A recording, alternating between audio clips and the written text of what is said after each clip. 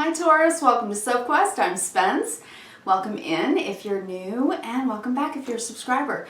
This is going to be a weekly reading for you for the week of the 1st of November. I can't believe it's November. Through the 7th of November. So, Taurus. I don't know about you. I hope you had a great Halloween. I am doing this before Halloween, so if you see this on the weekend, have a great Halloween. Have fun. This week we're going to have a new moon and we're using two great decks to talk about it. Today we're using the Sacred Earth Oracle by Tony Carmine Salerno with the artwork of Leela J. Williams. Love that so much. And also I am using the Thelema Tarot, and this is by Renata Lechner. Gorgeous decks, both of them, and I love them. Okay, so let's start. I'm going to start shuffling for you while we talk about the astrology just a little bit. So as you know, we are in the second week or so of Scorpio season, which is water, deep water. I think of the deepest part of the ocean, right? It is the 8th house, and the 8th house is one of deep transformation and change, right? We talked about that last week. The first of the week, on Monday, we're going to have Mercury, there you go. Me, still trying to get my Mercury right. Oh, Lord. Mercury trines Jupiter, and that's a beautiful day for conversations and really opening up our minds, learning something, reading something, doing a speech, having a beautiful conversation. I love that for Monday. Then on Tuesday the 2nd, we're going to have Mercury square Pluto. So this is when a tension point might come in where somebody has to sort of establish their boundaries about certain things. It can be problem solving, so that might come up. That's possible. Then on Thursday, on the 4th, we're having that new moon. It's a new moon in Scorpio. Both the sun and the moon are in Scorpio right now. And it is directly opposite and opposes Uranus. And Uranus is the planet of surprises, shocks, awe, lightning strike, things like that. So that could be a very, very surprising, spontaneous new thing that comes in for the new moon that you've been thinking about and wanting deeply to change in your life for the better, right? Something that you've just made the decision about, probably in Libra season, all through Mercury retrograde, that kind of thing. All right, let's pull you a Sacred Earth Oracle card. Taurus. What do we have for you, Taurus? Taurus. For the week of November 1st through the 7th, the greatest possible good, Taurus. Unity. All right, beautiful card. I am going to read a couple of excerpts from the book for you, since I'm just enjoying that so very much. Let me also do a few more shuffles here on your Thelema Tarot cards. I'm going to pull 9 in a grid, and then, of course, I read the 3 on the bottom of the deck as the internal sort of stuff going on subconsciously, and then I read horizontally, vertically, big picture on the 9, okay? Altogether, you get 12. 12 for me is mathematically, it just seems to be a really good number for me to be working with right now. All right, so these feel nice and shuffled. Love that. Okay. Beautiful. All right, Taurus, if you would settle in and just take 3 deep cleansing breaths with me. Get some oxygen in the brain. Releases the, relieves the cortisol, brings it down, releases stress, is what I was trying to say. Okay, I can do this. I'm a little sinusy right now, please forgive me. I can't believe, I have this so much green, so I'm wearing a lot of green, but there's so much green on this table right now. I'm going to show you each and every one of these cards, of course, as we go through. So don't worry about that. You'll get to see the beautiful artwork on the bottom of the deck. Wow. Someone could share their thoughts with you in a way that is really beautiful, Taurus. This could be a beautiful conversation, sharing of emotional stuff. It's interesting. One of the cards on the bottom of the deck, let me show you all the bottom of the deck before I go to the Unity card. You get Unity today from the Sacred Earth Oracle. But before I read about this card, Unity, which is really about the whole of humanity and that feeling of universal love, I'm going to talk about the bottom of the deck first. It's the Nine of Cups, the Six of Pentacles, and the Queen of Swords. And it's interesting because the Queen of Swords is known as being a very intellectual queen, right? So this is our internal yin energy of thought, of thinking. But I actually felt the Queen of Swords when I saw this. It was like, I think it's because of the Nine of Cups. This is such a pleasant and deeply enriching conversation with someone sharing their heart with you.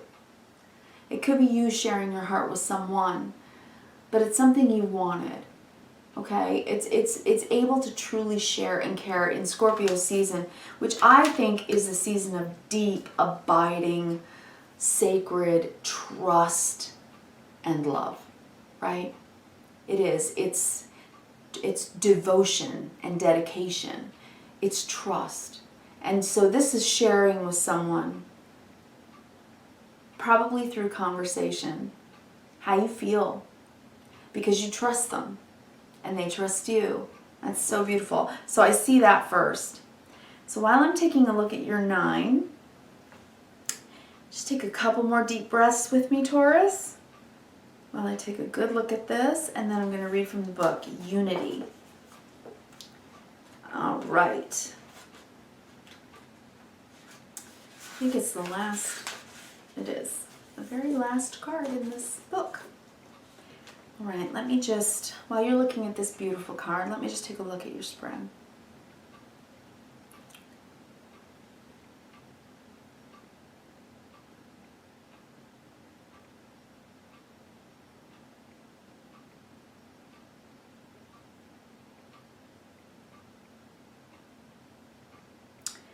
Interesting. All right. Here we go. We're going to go through it. Ready? Unity. See your worth and the value of others as well. A refusal to accept less than equal footing in partnership. An assumption, bias, or other barrier could hinder a fair outcome. So no assumptions or biases, right? Could hinder a fair outcome. Okay. Strive for reciprocity. There is a solution that benefits all parties, connecting through your differences. Empowerment is a better strategy than seeking power. Act now for long-term benefit of your loved ones. Peace is not somewhere in the future, it's here. You don't have to search for it. If you trust, let go, be present, it will find you. The present is the point. My mouth went pa-pa-pa. The present is the point from which life flows. All is born, all will die, and be reborn into this moment. All is present in the now. You are, we are, and all is equal. See your worth and the value of others. And don't accept less than equal footing in partnership. Don't make assumptions or biases. Strive for reciprocity. But also connecting through differences, right?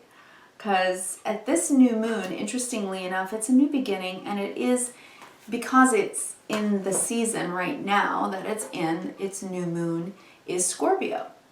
And Scorpio, like I said, deep, abiding, trusted love. And interestingly enough, the new moon is directly opposite or opposes Uranus, the planet of shock, awe, change, right?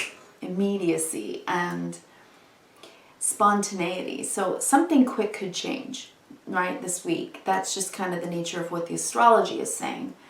And in the first couple of days with Mercury trine Jupiter, which is great conversations, and then on the 2nd, we've got the square with Pluto, so that's where we can maybe problem solve through conversation and the things that might have come up. Mercury moving into Scorpio, talking about our feelings, I think we're problem solving. And I think we're figuring out how to have partnership in a different way.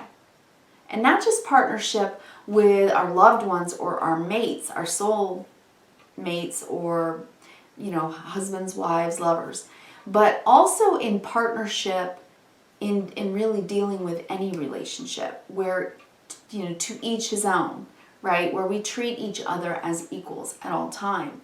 And we learn not to judge others even when they're different. Because Uranus teaches us that, right? Uranus is the planet of Aquarius, and we are in the new Aquarian age, and we're having all of those squares with Uranus and Saturn this year to teach us that the old way really can't stand anymore, right? And Taurus, you know this too, because there are so many changes that are happening probably for you this year with Uranus in your sign and with those squares. So you're learning too how to adjust that to be a little bit more spontaneous and allow for changes to come up, because to each his own, because people are who they are, and they will do whatever they're going to do, right? Forgive me tripping over my tongue. And this is just saying to really just accept it all with radical acceptance, right? To each his own. And that may be, you know, sharing the truth of yourself, your authenticity, how you feel. That's really what you want, and that's what you want of the other. Because that's the best way for us to accept each other in non-judgment. To accept each other's light and shadow in non-judgment.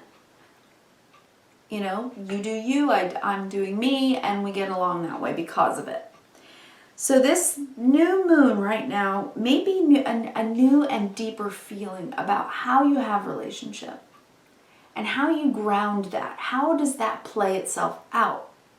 Agreeing to disagree, listening to others but speaking our truth, being authentic but allowing the other to be authentic, and doing all of that in non-judgment.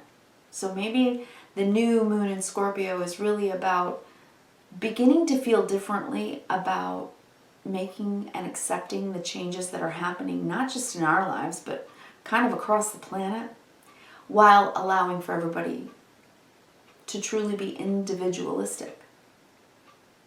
And that's the best way for us to all have unity. Right? Okay, so let's go across the top. Ace of Pentacles, Ten of Pentacles, King of Pentacles. This could be a new job, and it could be a fantastic new position that becomes a career position, a career level up, a real burst forward in career, and it could really surprise you. This could be an immediate raise after a new job. This could be benefits. This could be a bonus. This, you know, or it could just be that this new job is going to really be long-term. You're going to be able to count on it, and it's going to make you feel like the King of Pentacles, right? So it's going to give you stability. This is beautiful. If it's a temp job and goes from the Ace of Pentacles to the Ten of Pentacles and ends, you will make a good amount of money during the temp job if it's that. But I actually see it as being more of a long-term job, okay, depending on what it is. But with this Nine of Cups on the bottom, this is something you are really hoping and wishing for. So you're hoping and wishing for someone, or some, you know, if it's work, then for either an offer or for the balance of finances to be really good. A good flow in your finances and a good time for that. On the 5th, we do have Venus moving into Capricorn. And, you know, Venus, the planet of love, money, and beauty, in Capricorn, which is very much about career, earnings, things like that. You know, it could be a good boost. And this could be something that you're really hoping to talk about, to hear about, to know about. Okay. Next, we have the Ten of Swords, King of Swords, Queen of Cups. So the Ten of Swords is about the end of a difficult time where we didn't really know how to solve an issue, and we thought about it for a very long time until we finally just had to learn that way wasn't working. So now I'm going to do something new. And the decision is made, okay, that I've learned after 10 Swords that wasn't working, so now let that go. King of Swords, make a new decision, but this time with my heart. How do I want to feel? Right? So if you're looking at work, if you're looking at job or a career move or a career change, if it's brand new, if you're in a new field, right? If you're changing majors at school, it's something that you are considering for the long haul with the Ten of Pentacles next to it. Because of the previous cycle, the Ten of Swords wasn't working, right? So you know now, with the King of Swords in the center of the reading today, that you've made a decision that you really want to go at it differently instead of overthinking it to death and just never really pleasing yourself, right? Because the Nine of Cups under the deck is about really being self-fulfilled. It's self-fulfillment and being pleased with oneself and, one's life. So coming at it from more heart, from the yin, from what you feel, from what you intuit, from what you bring into your feeling body.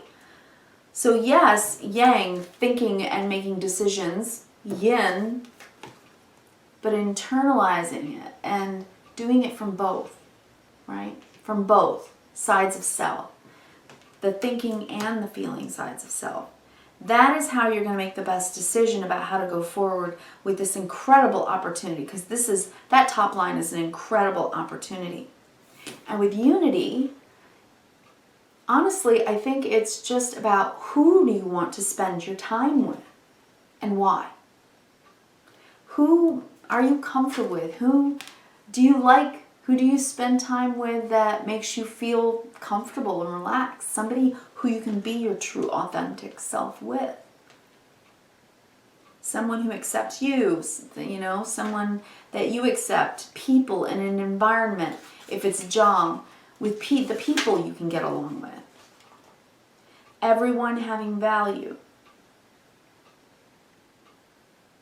And trusting your feelings about it. Seeing your worth in the value of others. Equal footing. Reciprocity. Maybe more team-based work as opposed to working so solitarily, Taurus, if you are used to working in solitude. So this could be brand new for you. And it could feel like that Uranus new moon opposite Uranus, which is like a spontaneous decision, like a wow. I think I'm going to see the Fool a lot in all these readings this week because of that aspect. And then the Knight of Wands, so you get on your horse and you ride right in. Woof! Go right for it. The Knight of Wands goes for it. That's the go for it card. Which makes you feel internally in the yin energy of fire, really confident and really excited about it. Inspired.